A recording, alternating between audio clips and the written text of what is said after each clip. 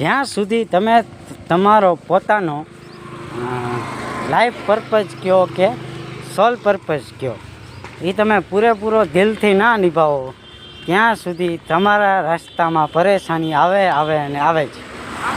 સોલ purpose એક એવી વસ્તુ છે કે તમને આ ધરતીમાં અને મને આ ધરતીમાં શા માટે મોકલવામાં આવ્યા છે તો કે ભાઈ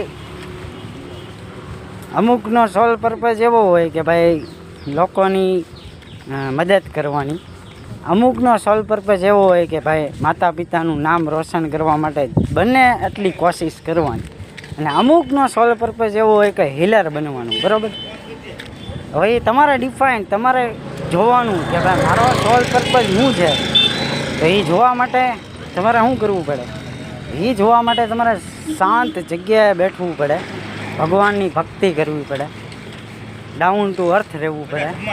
ડાઉન ટુ અર્થ રહીને મેડિટેશન એટલે કે ધ્યાનની મુદ્રામાં શાંતિથી બેઠવું પડે, એકાંતમાં બેઠવું પડે. પછી જે કાંઈ મનમાં વિચાર આવે એને પહેલાં તો જોવા પડે કે વિચાર હેના છે. પછી એ ધ્યાન મુદ્રામાંથી તમે જ્યારે બહાર નીકળો 10-15 મિનિટ સુધી, પછી તમારા મનમાં જે કાંઈ વિચાર આવ્યા એ તમારે ડાયરીમાં લખવા પડે.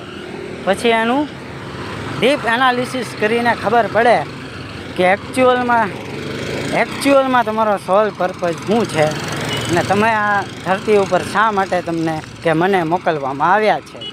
વાત સમજાય તો લાઈક કરો, કમેન્ટ કરો, સબસ્ક્રાઈબ કરો. ઓથેન્ટિક લલિત 777. હર હર મહાદેવ.